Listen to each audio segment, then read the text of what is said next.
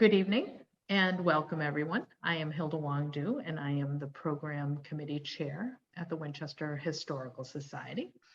And I am very excited to introduce tonight's program on the Conservation Commission's Aberjona initiative. You may have seen portions of this program at the Jenks Center as well as other venues, but tonight's program has been augmented with the historical influences of the project. This is particularly interesting to me. I chair the Cultural District Committee in Winchester. And for those who are unfamiliar, the state recognized the cultural assets in Winchester and designated the downtown area as a cultural district in 2019. The Sanborn House is one of the satellite locations. Each year we receive state and private funding to focus on our cultural assets and events. And a critically important partner is the Conservation Committee and its Aberjona initiative. This initiative will provide a beautiful backdrop for our downtown area. I want to extend a warm welcome to Elaine Vreeland, Reed Pugh, and Ann Storer from the Conservation Commission, who are all here tonight representing the initiative. And before I will pass it on to Reed, who will lead tonight's discussion, I just have one housekeeping note. I understand that there is a vigil tonight at 8 o'clock in support of Ukraine. The prepared remarks are planned to be about 45 minutes, and then the rest of the time will be for a Q&A. And I think that for tonight, we'll let Reed go through all his presentation first, and then we'll open it up. So if you have questions, feel free to put them in the chat. We will take them all at the end of the prepared remarks. Welcome, Reed. Thank you. I'm going to share my screen here. Yes. Excellent. So thank you for having us tonight. My name is Reed Pugh. I'm a Conservation Commissioner, and with me tonight is Ann Storer, also a Commissioner, and Elaine Vreeland, who is our longtime administrator, who's been working in the town for several decades and is a tremendous resource to us. As Hilda alluded to, our presentations previously, especially around town and the various boards, has been pretty brief and business-like, trying to get points across. But I've enjoyed the opportunity to sort of expand as we've reached out to more resident-minded groups like the Jenks we met with a couple of weeks ago, and here we are with you tonight. So we've been able to bring in a lot of historical perspective, which I think is really interesting. I did express to Hilda that I was nervous presenting historical information to the Historical Society. She assured me it was fine. Much of the information I have has been gleaned from some documents in your archives. A good bit of it from a paper that was written by Julie Kuhn that is in the Winchester Architects series. And also you'll find there are a number of images in tonight's presentation that are courtesy of the Winchester Archives and Ellen Knight. She's been very supportive in allowing us to use properly cited images. So I think it's really nice to be able to incorporate some of the history and the imagery that goes back over a century ago in this presentation. Should be probably about 35 minutes or so to do this. Just a quick question, Electra, are you letting those people in to keep popping up? Okay. Yes, I am. So with that, I'm going to start. So the Aberjona initiative is comprised of the three of us who are part of the Conservation Commission. We're a working group of the Conservation Commission. And as such, our purview is really the wetland areas and conservation areas in town. So our goal as a commission is to restore along the banks of Mill, Judkins, and the rivers downtown, restore a healthy, sustainable, and beautiful habitat along the banks. As we've continued to do our work, we've realized that the opportunity of doing this far outweighs the work that we're doing on the banks. There are tremendous opportunities beyond just creating a beautiful natural habitat, and they are for cultural displays and events, resident and visitor enjoyment, commercial and business events, town gatherings, and it goes on and on. And as we sort of work through this presentation towards the end, we're going to start throwing out some ideas that have come up from just a number of collaborations and discussions we've been having as we've been going through town and working with a cultural partnership and the chamber and other groups. So just starting briefly with the Aberjona River history, just a couple of key points.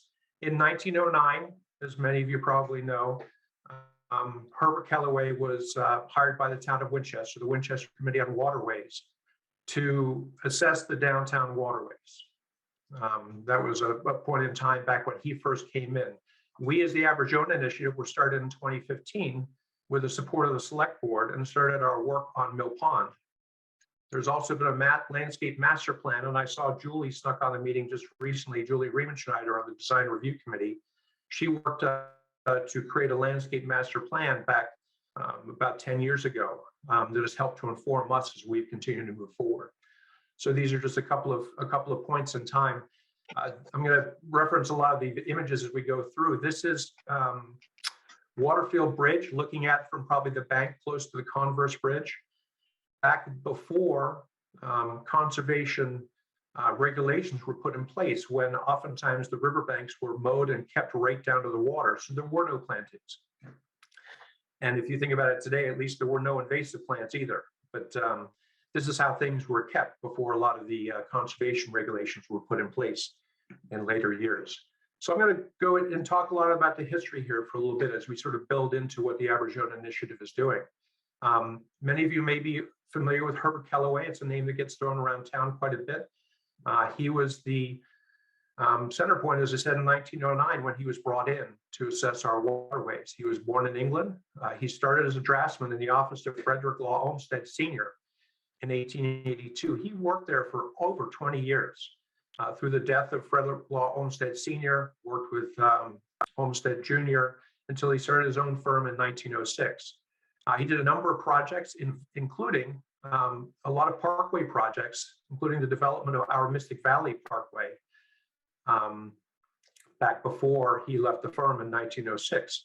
So he actually had some familiarity with the town before he came in to start working on our waterways.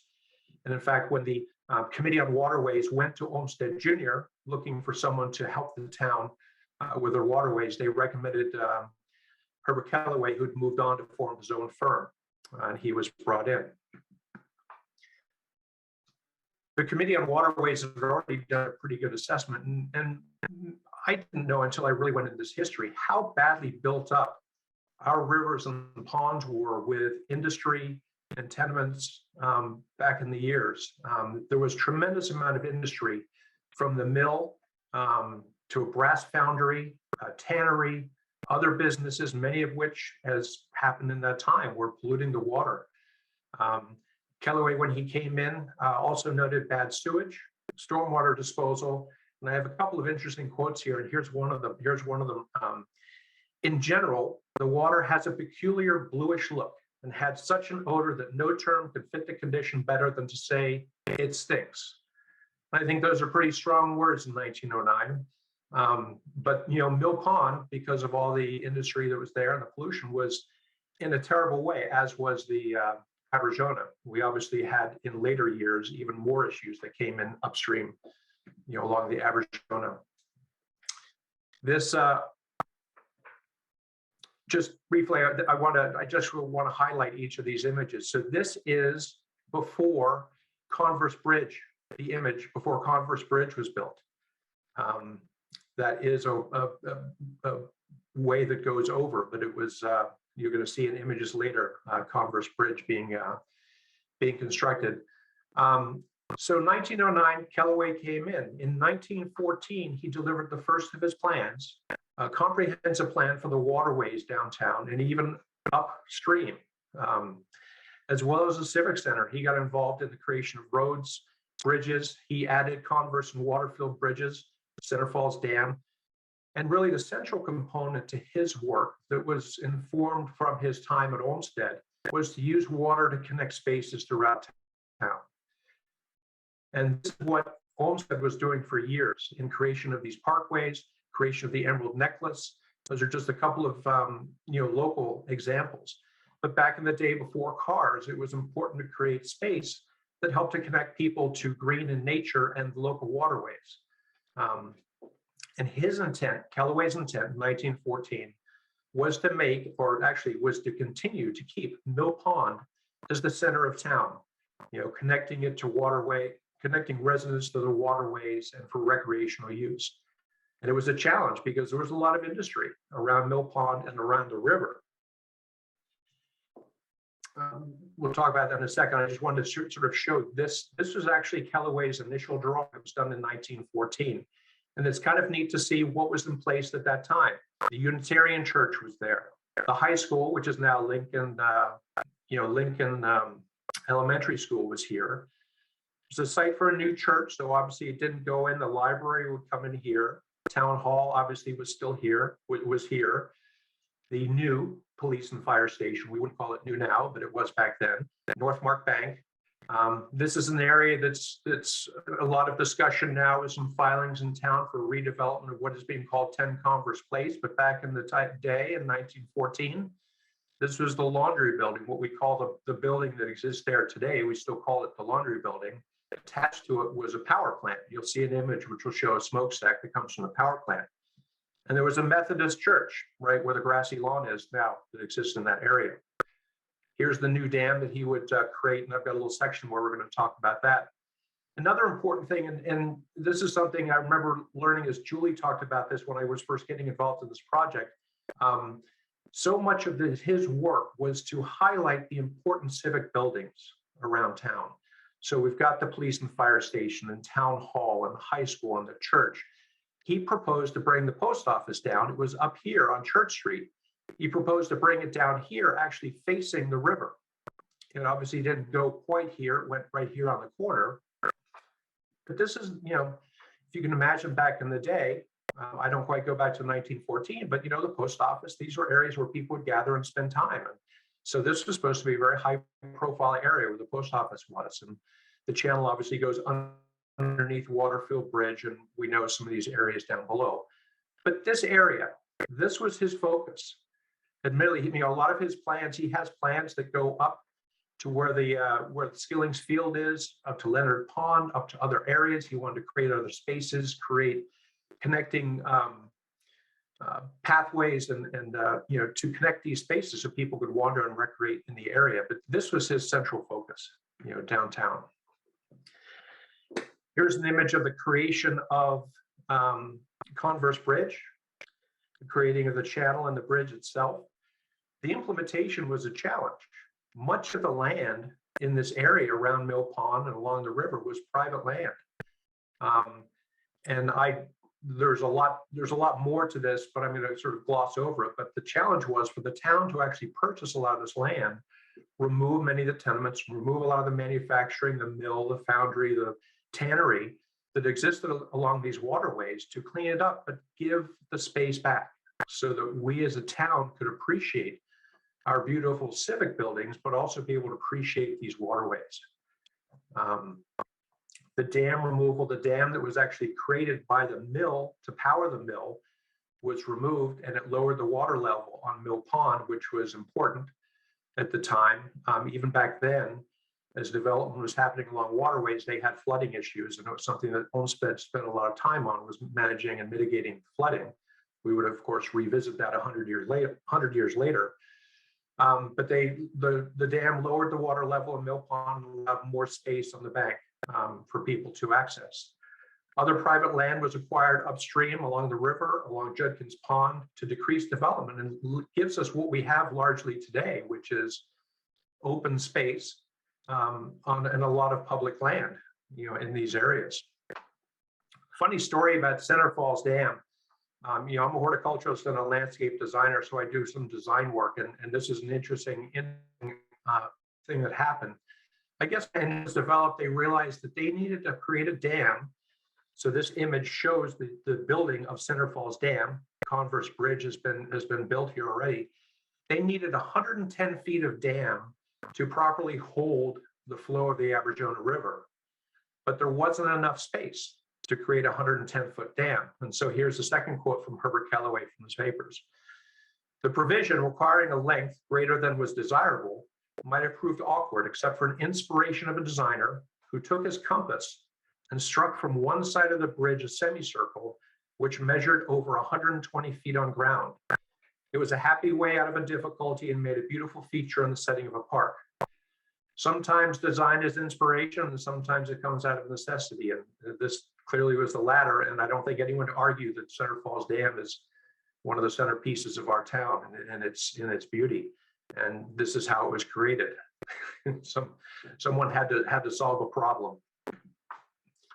So I've sort of gone through a little bit of the history here, and I think it's important because, past means future. A lot of the effort, a lot of the thinking that went in back in the last century is absolutely applicable to the work that we as a Conservation Commission are doing. And we as other collaborative groups, as we're going to start talking about a little bit later on, are thinking as we move forward. This image, interestingly, this is probably maybe from Waterfield Bridge area looking up. You see this is the laundry building in an earlier iteration. There you see the smokestack, the power plant.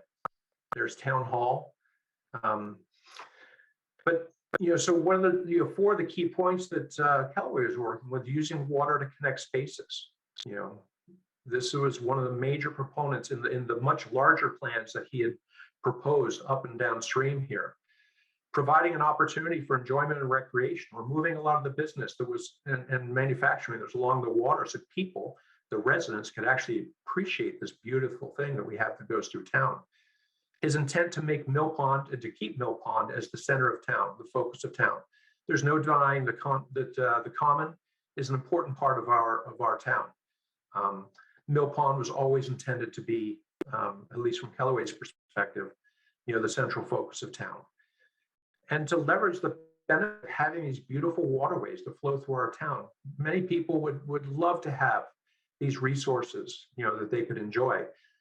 So over 100 years ago, they went to a lot of effort. There was a lot of support from members in town. Money was provided to help purchase this land in the short term to allow us to have what we see today, which if you think about Judkins Pond, it's the Griffin and it's the Jenks that are on Judkins Pond. Mill Pond, it's just mostly our civic buildings and that one private site where 10 Converse is a part of the discussion.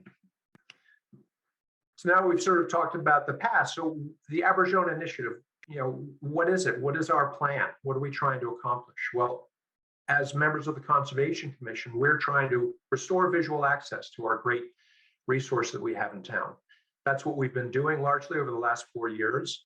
Our plan in the near future is to add native and attractive plantings to create, great habitat and a beautiful backdrop. But as we continue to go through our discussions and meetings with people, this is foundational work to create tremendous opportunity for how we can utilize this space, going forward in the future. So this image really covers what the Aberjona initiative is focused on today. At the top is the high school, and the bottom is the post office down here. Doesn't mean at some future point we may not, work on this park area on Wedge Pond, but right now this is our focus, and our immediate focus, as in what we're working on currently, is this area around Mill Pond up to Mount Vernon Street Bridge, down to the Waterfield Bridge. Mostly our work over the past 4 years has been done around Mill Pond. And the work we've been doing, and maybe you don't realize it, maybe you do. As I always say to people, any of us, Anne and I, would gladly walk with anyone who wants along the riverbanks and talk about what we've done and the challenges we have ahead of us. But our work for 4 years has been largely to remove invasive plants that have moved in over the past decades that are not easy to deal with. This image on the right, this is standing on the grassy bank in front of the Unitarian Church across from Mystic Valley Parkway, looking across to Thompson Place. The river is somewhere behind that. This is filled with the top 10 of our finest invasive plants. Our worst and most hideous invasive plants are in here. And they have been growing for decades. And they've been chopped down sometimes, and oftentimes by chopping them down makes it worse. This isn't like a garden where you can just come in and cut things down or pull things out. We're in sensitive areas. We have bank that needs to be protected. So we've been going through a process of physically removing a lot of this material. You physically have to remove it, but we utilize a very specialized ecological contractor who understands every one of these plants, understands the best way to mitigate them and keep them from coming back, understands when to remove them, how to remove them. Do we dig it? Do we cut it back? Do we cut and dab with an herbicide? They're licensed and certified to do that. There are some things that you cannot remove without adding herbicides. I know that people like to have organic areas, but if we did not use them responsibly with properly certified companies, we would be overwhelmed. Just this past year, we know that we had a couple of infestations of something called Japanese knotweed. There's only one way to do that, and one time of year to remove that. And so we did that work last year. So our work to date has really been to restore access. The fun part is last year around Mill Pond, we actually started adding some plugs of perennials to add some color. We want to show people that this can be a beautiful space.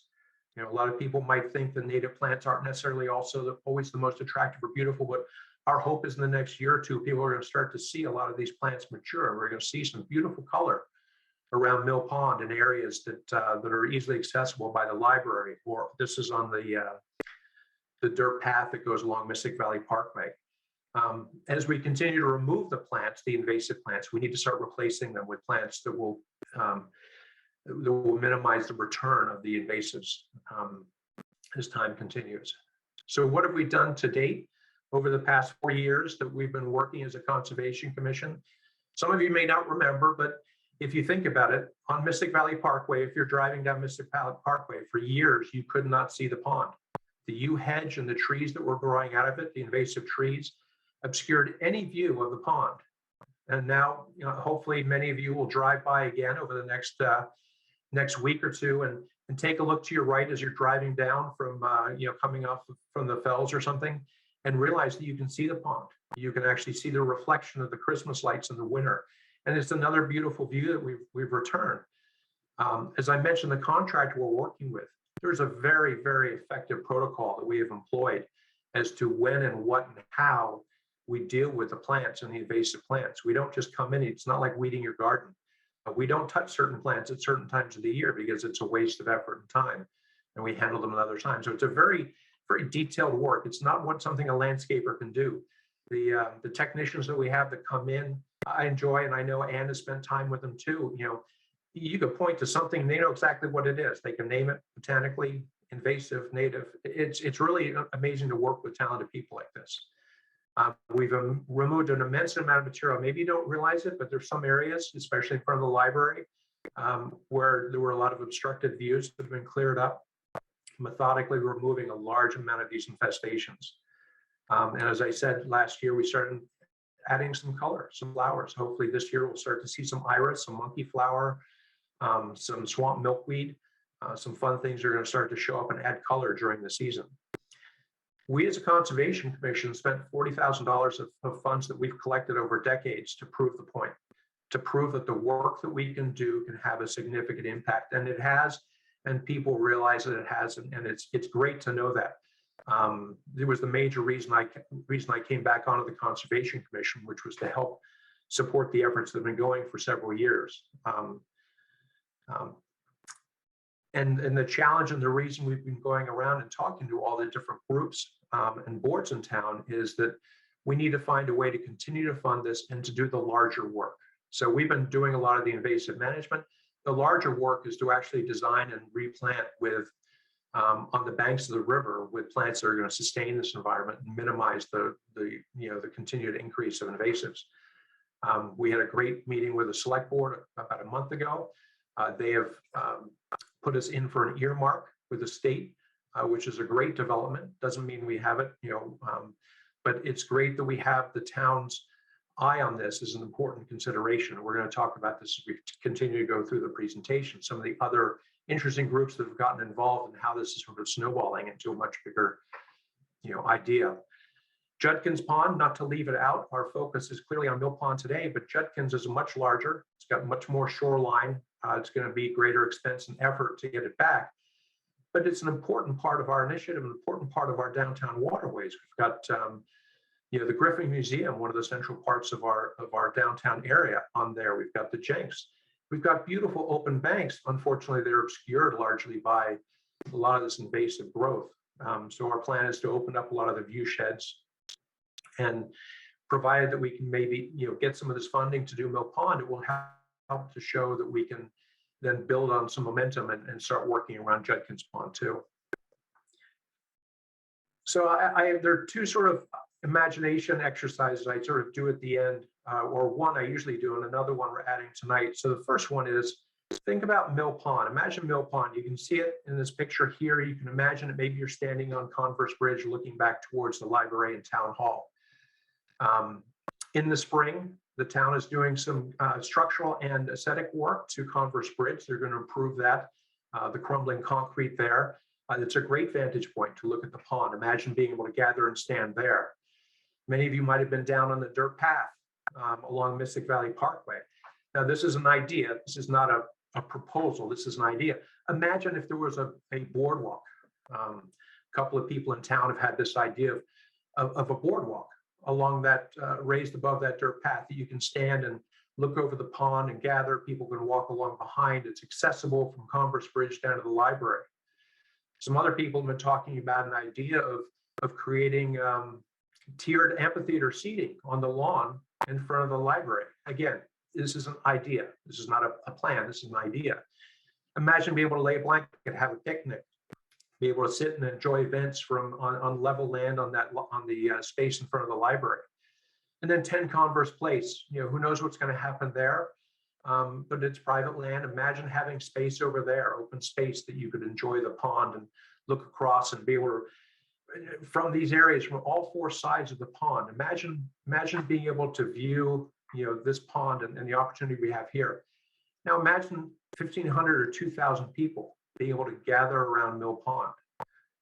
I put it to other people who are smarter than me and other organizations who have other ideas. What can we as a town do if we provide and create space to do things like this? How can we engage and make Mill Pond the center of town, as Herbert Kellaway wanted to? I think many of us always see it. What could we do? What is the opportunity? Our work as a conservation commission, the Aberjona initiative, is just creating, the backdrop, creating a healthy habitat. But what could we do? Again, these are ideas. But I just wanted to throw that idea out there to think beyond just what is there. We all see, if we're on social media, we see the beautiful pictures that get posted all the time of Mill Pond or Judkins or Horn Pond, and they are beautiful. This area can be so much more, and it can be utilized in a much grander way, I think. So this is just an idea. We've been very busy and spent the last 9 months going around getting unanimous approval from the Conservation Commission, Planning Board, Design Review, the Chamber of Commerce, the Select Board. Everyone has been tremendously supportive. In fact, largely we have found few people, certainly not any groups. I don't think we found anyone yet who's objected to the idea of improving this area and the opportunity that it can provide. I think the beauty now is we're starting to talk with groups like yours. We're talking to the Jenks. We're maybe looking to get to do an event with the Right Lock. We're trying to reach out to larger residential groups and get people to start thinking about what these opportunities could be, with our downtown waterways. The second idea, and this has come from Hilda, who graciously, along with Electra, are hosting us tonight. It's on the Cultural District Partnership along with Electra. I'm on the Conservation Commission. We've been working with some members of the Chamber of Commerce. There was a grant that we were attempting to apply for. We didn't actually quite qualify for. But ideas have been going around is, okay, so maybe we as an Aberjona initiative, we can do our work. We can improve the quality and the habitat and the beauty of these waterways and keep them healthy and not overgrown wildly with invasive bittersweet and buckthorn and multiflora rose and all the rest of that good stuff. What's the opportunity? What can we do? How can we bring everyone else in town in, to sort of celebrate the space? And again, this is an idea. It's an idea that's been around for a while. And I know Elaine has some ideas on this too. A river walk that encompasses the area that we described in the image before. Excuse the slightly cheesy saying that I've come up with, but a cultural and ecological exploration along the Aberjona River. But imagine an accessible well-marked 1-mile loop from the post office and the high school that encompasses both the ponds, the river, passes all of our important buildings and bridges, the Griffin and the Center Falls Dam. Imagine the banks of the waterways cleared of all its overgrown obstructive material, so we can have spots to stop and sit and enjoy along the beautiful banks of our river and ponds. Imagine permanent art displays, seasonal exhibits, cultural and commercial events, town events, sitting at picnic areas, benches, historical markers. I mean, there are more ideas the more people we start to talk to. So as much as the Aberjona initiative, we are focused on the riverbank itself. The area that we're focused on is the perfect spot to create essentially a river walk. And this doesn't just benefit us as residents. It can attract visitors. It can help to support our business, play a larger part of the town's plan to create a more active downtown area. But I think there's so many ideas around this concept that we can do, and so many events that could be created. And it's just a shame that we don't utilize and have the best access to these beautiful waterways that we have downtown. So with that, I'm getting right to the end. Our goal here tonight is really to communicate and start talking and engaging with different people. We certainly would enjoy any of your support, sharing these ideas as we're continuing to work around Mill Pond. Our hope is to gain momentum to then be able to jump over to Judkins and continue our work. But more importantly, to continue the collaboration that we started with multiple groups around town, especially with the Cultural District and the Chamber. And we look for your input and advice as we continue. The last bullet here is the paper that I largely referred to in this presentation. It was written by Julie Kuhn. It's on the Winchester Historical Site under your publication section in the Architects of Winchester. So I just wanted to properly mark that. I didn't want Maureen Meister calling me and saying that I hadn't properly accredited that resource.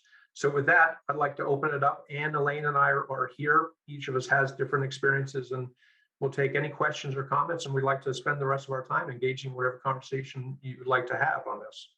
What questions can Reed and team answer for you? And not just questions, but we'd love to hear comments or your thoughts, beyond just questions. In the chat, we do have a question. And so a question about how are you funded? And do you have a volunteer program for people to get involved?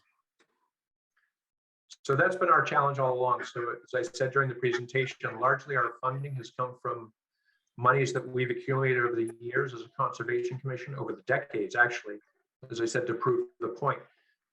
We have gone to, we're going to the town, and hopefully the town meeting this fall, to get funding to continue our invasive work. But for the larger project on Mill Pond right now, to actually do the design and implementation of the plantings and complete that work, we are currently, fingers crossed, hoping for the earmark to go through from the state. We have a significant earmark that was put in by our select board. They have expressed a real interest to support this. They see the value, but that's really just the first step. There will be a need for funding, even more significant funding down the road. But the question I put forward is this is an investment in Winchester as a town and the opportunity for what it could provide coming back. And every time I talk with people at the chamber and the business owners, that is certainly an opportunity that they see. Excellent. We are very interested in trying to develop a volunteered steward program similar to Lexington. So Elaine and Reed and I have been working with scouts, working on our conservation day, which is May 14th in town, and trying to figure out how we can do that too in Winchester. So we'd love to, if anybody's interested, love to talk more about that. Excellent. And another question in the chat is, what level of annual budget would be needed? So there are two buckets that we look at from the Aberjona Initiative's perspective. There's the work we need to do to restore, and then there's the work that we need to do to maintain. If anyone's a gardener, you understand you can spend great money to put in a beautiful garden, but you need to take care of it. And we are certainly not in the business of wanting to go crazily into spending money and putting plants if we don't have the money secured to actually take care of it. This is the business I'm in. It would be an absolute waste of money in 2 or 3 years if we didn't take care of things. They'd be gone and overwhelmed. So the first bucket is the larger bucket to receive money to actually do the work. The second bucket, we're hoping, if it goes through the finance department and gets to town meeting, to actually have funding to take care of Mill Pond and the area between Waterfield and Converse Bridges. If we can get that funding through this spring town meeting, that's our hope. But you know, it's hard to throw out numbers. Our earmark that we've requested with the state is $60,000 that will largely take care of Mill Pond and work with the plan that's being done below Converse Bridge. Judkins Pond is a much bigger task. So I'd be curious.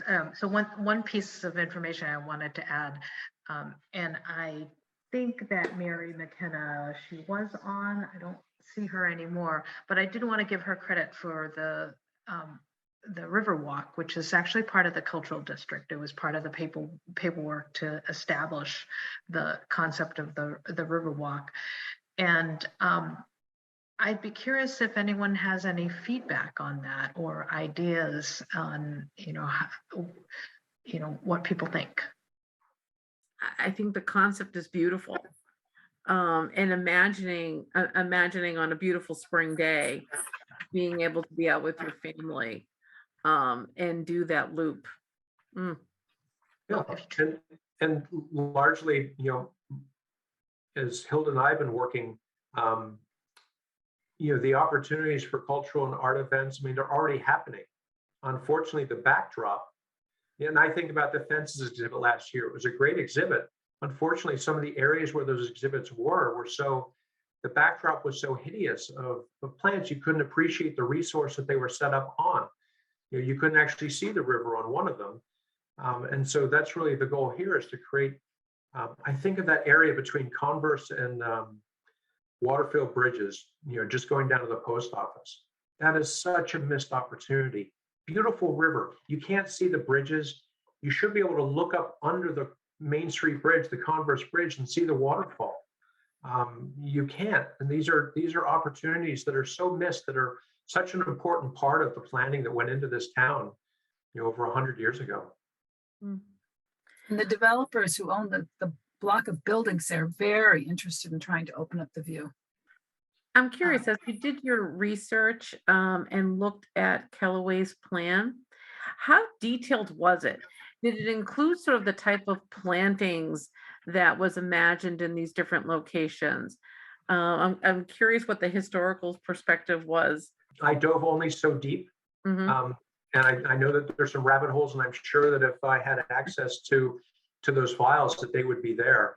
But I didn't get so far as to find how detailed maybe some of his planting plans went.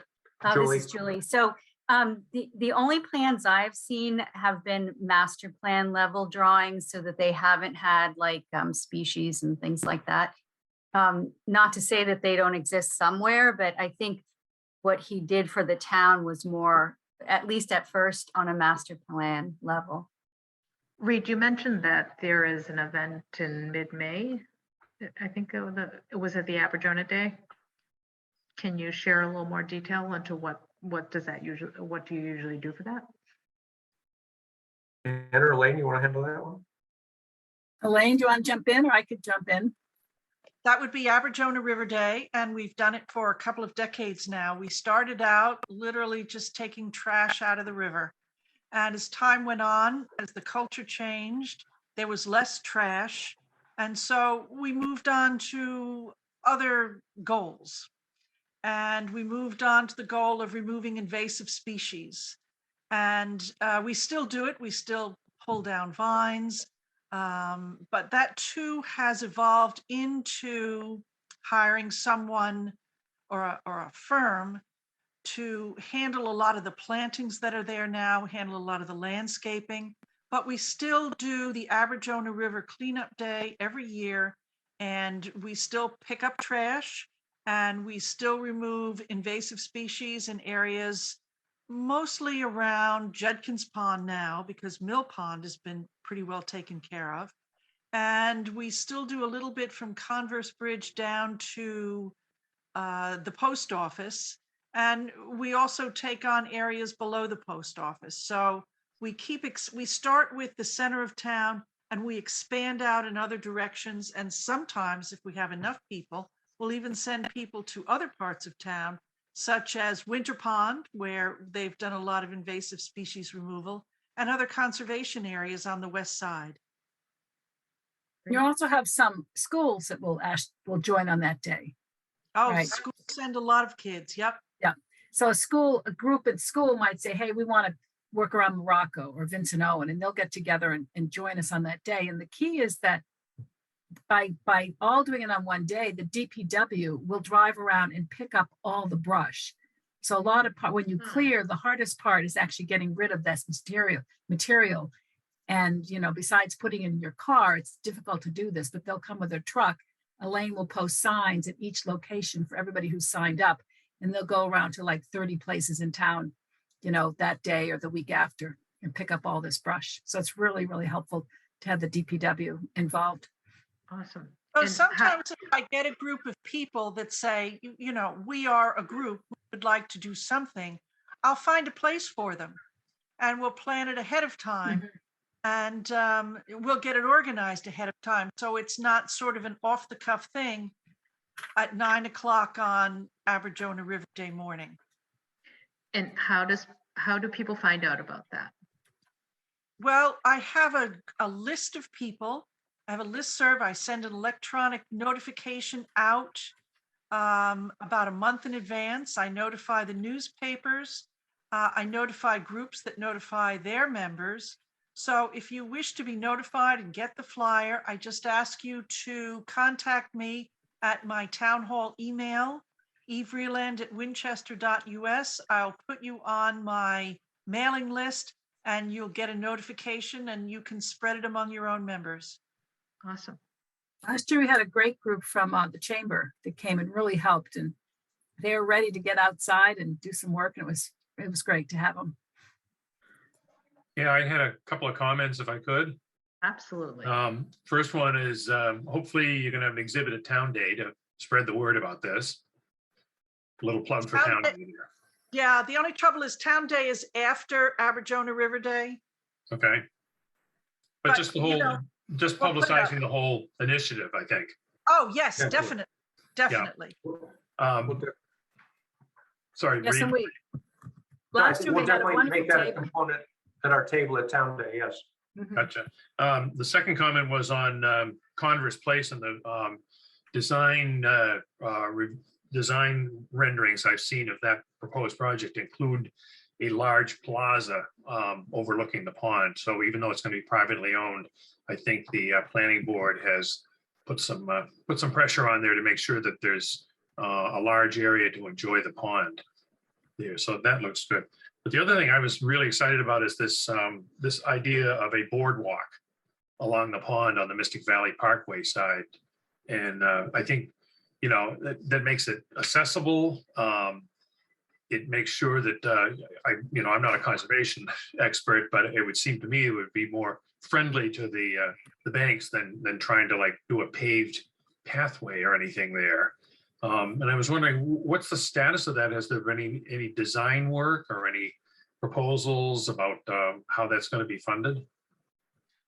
Again, as I said, it was sort of an imagination idea. It's an idea that's been discussed, and that's really as far as it's gotten. Everything that we do as a conservation commission and conservation spaces on all waterways has its challenges in terms of getting things approved. That would be a challenge. I'm sure that Elaine would elaborate on that. But it's an idea, and I think if we can if we can create momentum around these, I think where there's a will, there's a way sometimes. And And I agree. I mean, from my perspective, if we can actually preserve that bank and create good habitat there and keep people from walking on it, and I've slipped and put my foot in the river on that wet slushy spot where there's a little indent there, and Yeah. people are nodding. I'm not the only one. But wouldn't it be nice to actually be able to preserve that bank? But it comes with its challenges. And so what would be the next step is that trying to get somebody to do some design work on it? I honestly don't know what the next step would be. Again, we're doing a lot of idea work. I think what I'm hoping to do is through this process is we're hoping to get enough people excited that we can create a group sort of that's part of town government, or that's sanctioned by town government, that can start to generate and fully flush out a lot of these ideas and take them further. We started, Anne, Elaine, and I last year, 9 months ago, just focused on the riverbank, and look where we are now. We're working with Hilda and the Historical Society and the Cultural District and the Chamber, and we've got all of these people together who realize together there are some tremendous ideas. But really, that's where they are now. And so moving forward, we have identified some people. We'd certainly like to identify more. I'm hoping to meet with, actually I have a plan to meet with Brian Sekeli next week. Hopefully we can start getting the town to maybe create a group that could start to further generate and flush out some of these ideas. Well, I love that idea, and I'd love to be involved in just in that particular part of it, the boardwalk on the pond. Great. Awesome. We have We're your also, name. we're also trying to work with the high school and their environmental group through Michael Michon to both support their class when they have exercises in identifying invasive and native plants, but also to do a field day where they can actually come out and do removal of plants, participate in thinking about restoring the area along Skillings Road in front of the high school. Again, through Elaine, you can reach us. I'm always walking with people around town and talking about what we're doing. Glad to meet with anyone and discuss this in the space itself. We're also trying to work with the Jenks Center and really open up that view right out of their big window over Judkins. We've kind of worked on that for a little while now to see if we can get some funding through either ENCA or through the town, but we'll probably do a volunteer effort where we can cut down the dead trees and replant. But that's another one of our areas where we're branching out from Mill Pond and trying to start to get into Junkins Pond. I think the one thing I'm learning from this meeting and from the Jenks Center, and Elaine has always fielded this for years, is people are calling and saying, how can I help? How can I help? I think we need to get maybe as a commission more on the front foot and start to really build in opportunities. Hilda mentioned the other day an idea, an art display idea in a very treacherous area that I wouldn't send anyone who didn't have $1 million worth of insurance. There's some things around these areas that we don't want to send kids or people who who aren't professionally affiliated.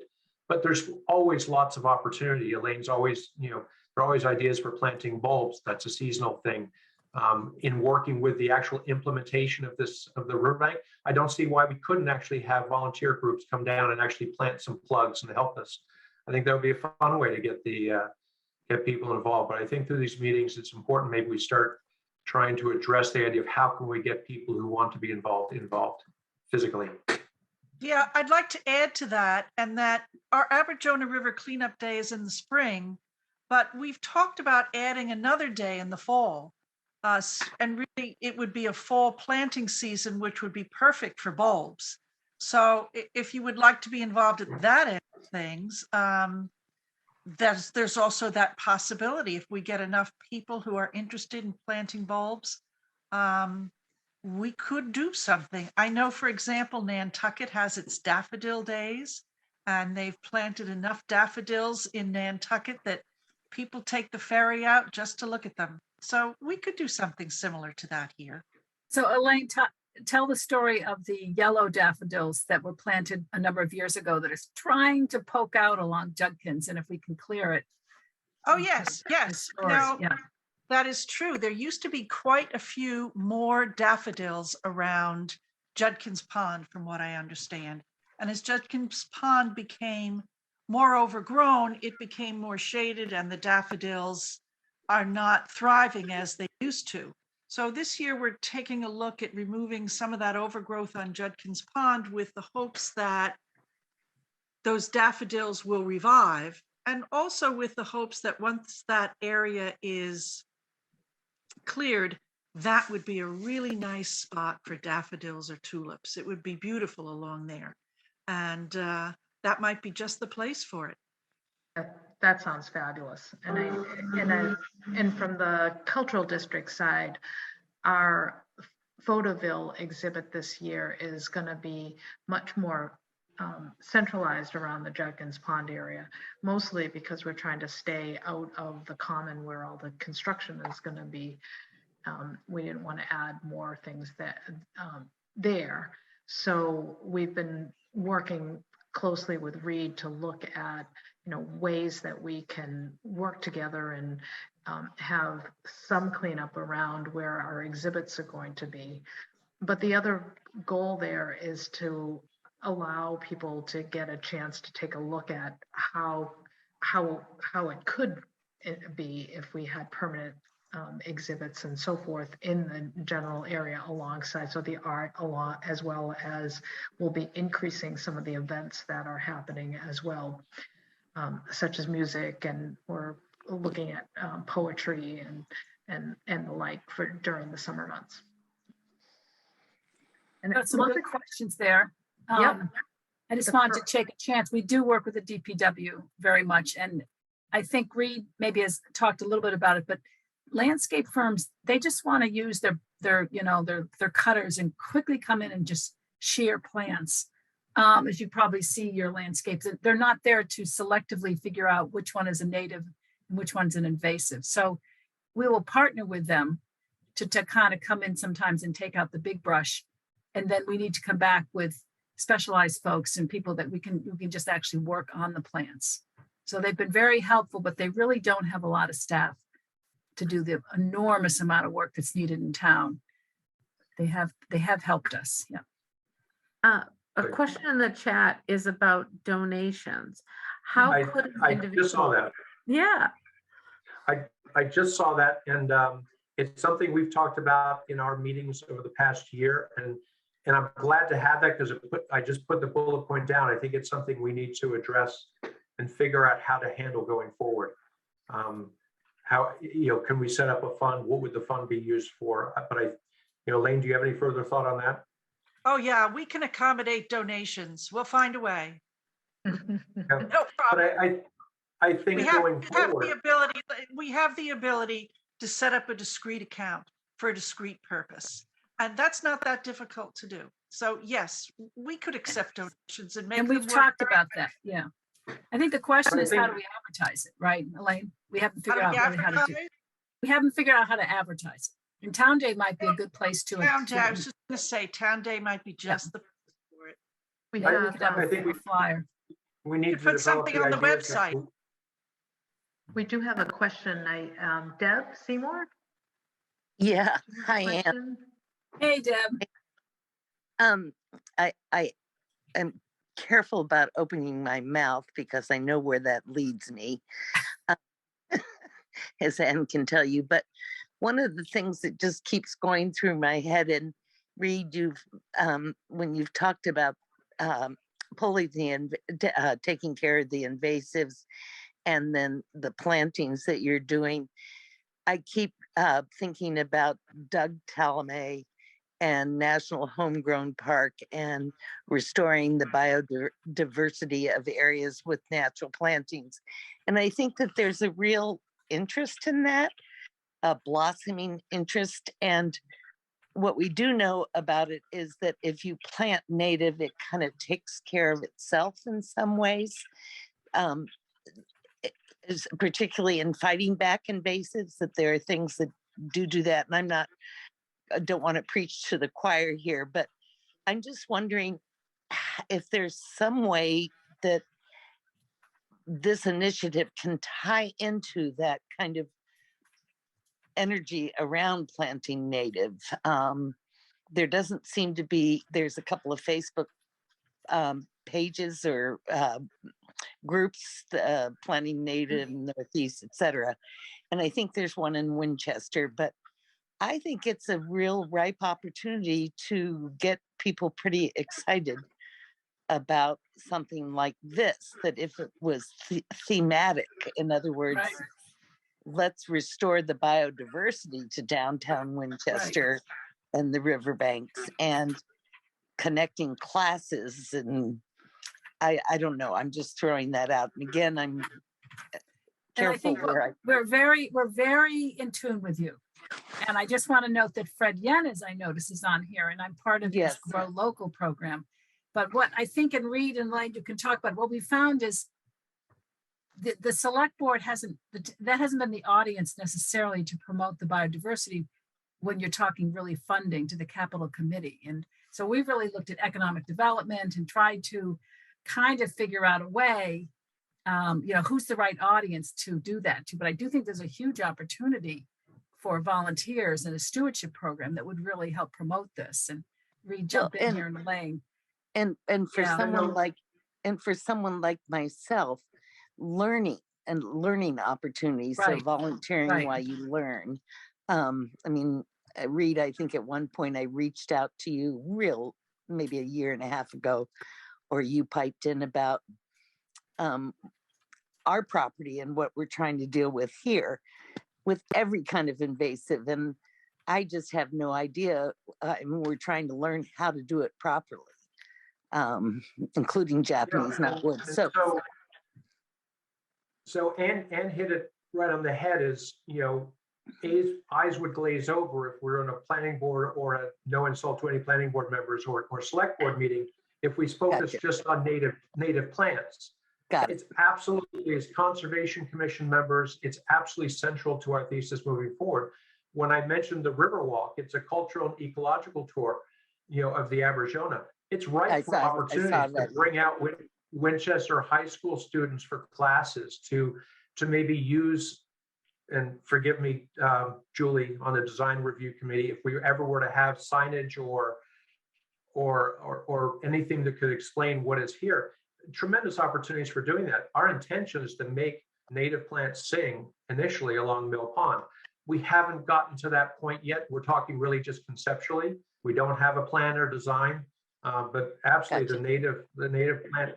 And it's a river bank. It's a very short and narrow riparian zone. So we can't necessarily do what we might want in larger areas. But what we're doing largely is transferring bad habitat, bad food, which exists in the current invasive palette of plants that are there, the bad berries and nuts, replacing with good habitat, good pollinator habitat, good food, good habitat for animals, birds, and everything to thrive. So absolutely is a cornerstone of it, just not part of necessarily the narrative today.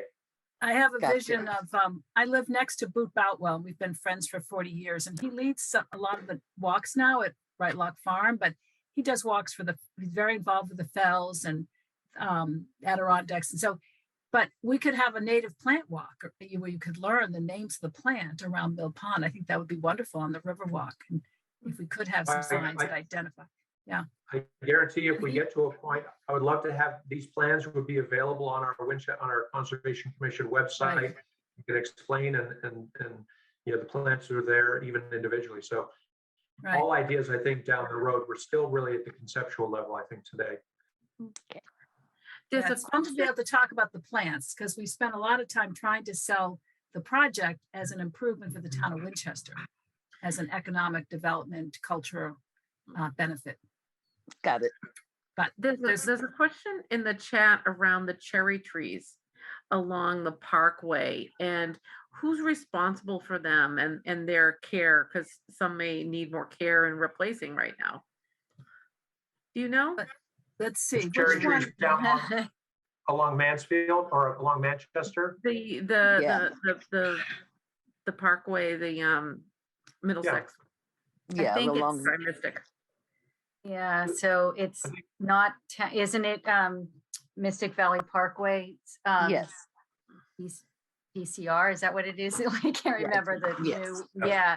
So, Yeah. yeah, so it's a little bit tricky, but a lot of those trees are really old and I mean, you know, a lot of them are ready to, you know, kick the bucket, and they're a very specific variety. So I know the town has tried to replace some of them, and it's hard to get the variety that they originally planted. So Yeah, it's kind of a mishmash.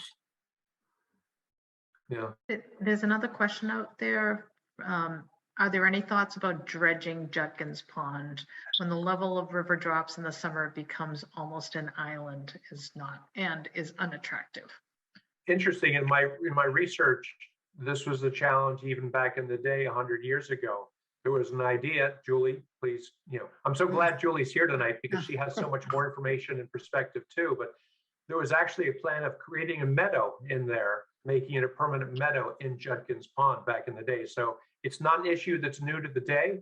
I know, as you know, Elaine, I think when you said dredging, I didn't see Elaine flinch, but you know, dredging is not looked upon very well nowadays, unless there's a real need for traffic. But Well, do you think the you know, question, Reed, is about when the town drops the water for doing bridge work or repairs, or if there's an impending storm coming?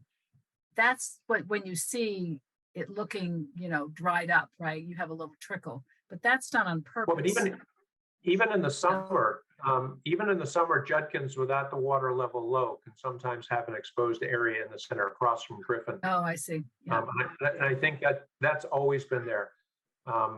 Yeah, there's the other challenge that happened this past summer when the work that was being done upstream towards Horn Pond required that the DPW take the water out of Mill Pond for, what was that, 3 months? Yeah. We had quite a nice installation of an invasive plants that came in there, but I guess we have to balance the benefit of not having our town flood anymore with having to suffer through it the occasional day or two of low water. I'd like to add something to that, and that is that Winchester and the Aberjona River are downriver from the Industrialplex Superfund site. And so a lot of the sediments are contaminated, which raises a whole host of other issues. There was a time in town where the DPW would just go out with a backhoe or whatever and scoop that stuff up, put it in the back of the truck and take it to the cemetery. But those days are long gone, and there are some contaminated sediments all along the length of the Aberjona River, from the Industrialplex site, which is now the Anderson Transportation Center up by Target and Woburn, all the way down to the Mystic Lakes. Yeah, we forget how much pollution is embedded in the soil and banks. That's also where a lot of the bittersweet berries come from, right? They're continually pouring down the river, which is why the maintenance has to be ongoing. I'm Here's curious another- about the next question. Do you have an answer on, Elaine, on the fishing derby at Elliott Park? If somebody could, that would be great to hear more about. Oh, Norm, that was you, right?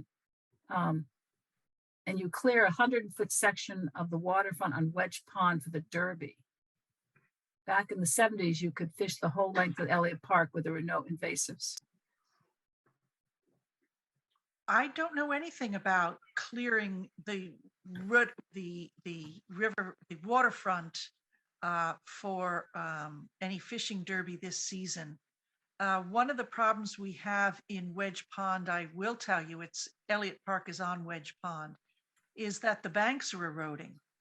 So I'd like to find out more about that clearing because we need a lot of root systems there in order to keep the bank intact. So I'd like to, I guess I better start looking into this and finding out what the situation is. This is the first I've heard of it. But is the question, Norm, that you used to be able to walk down to the water along Elliott Park there across from the Stop and Shop, which would be wonderful.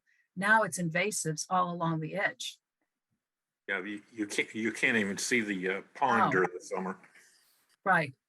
And I also work with Janet Eidman. We've been working on her area of Wedge Pond towards right next to the DPW.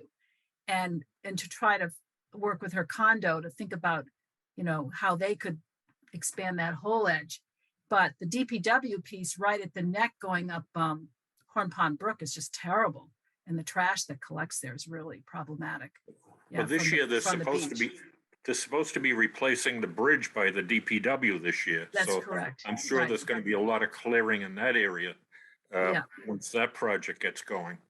But they're going to replace, we permitted that, and there's a plan to replace all that planting and do something pretty Yeah. nice there. Because right now, it's all invasives, it's bramble and whatever, and thorns. So a lot of opportunities as we expand out from But, town. but we need a stretch every year that we have a fishing derby so that the people can at least, you know, put their line into the pond, and it's usually over on the outlet side of the Right. Elliott Park area. But like I said, back in the 70s, there are pictures that Bill Ryerson took, and I have copies of them, and you could fish anywhere from the outlet bridge by Stop and Shop all the way over to the condos on Lake Street. And Reed and Elaine can jump in. We know that when the wetlands bylaw was passed, a lot of that clearing is now outlawed. You can no longer do that because you're, you know, eliminating all the habitat and food and the wetlands benefit. But what happened is nobody came back to restore. The invasives came in and overwhelmed the natives. But that's one of the problems we have all over town. Is we used to, if you look back at the pictures of the 40s and 50s, it was completely clear, right, Reed, all the way down to the water. And Yep. then there's no habitat. And this is the challenge, and it goes back to a statement that Deb made a few minutes ago, is when we can ultimately restore these banks, and whether if we can get up to Elliott Park, we can create the habitat that will largely take care of itself. Yes, invasives are always going to come back in, but we put the right plants in, they can compete at least well with the invasives. We just have so many of these plants that we have nowadays weren't around in the 60s and 70s. So many of the infestations of pests and insects and invasive plants were not in this country, 50, 60 years ago. That's the challenge that we're dealing with nowadays. And also I've noticed that poison ivy, which is native and is beneficial, but it's rampant because the temperature is just a little bit warmer and they love it. And they really survive through the winter. And it's really a problem on Winter Pond where so we really have to manage that and control the invasive poison ivy so people can actually get down to the water.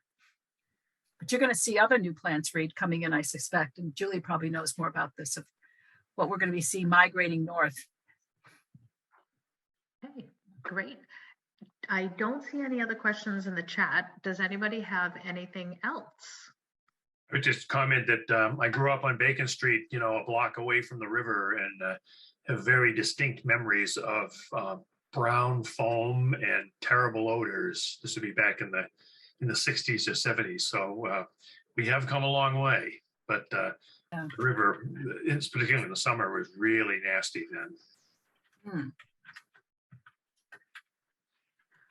Okay, so Electra, you want to put up our commercial for our next month's event as we close here? I do want to thank you, Elaine, Reed, and Anne for joining us today, and terrific program. And yes, people started going, and we had good half hour of conversation here.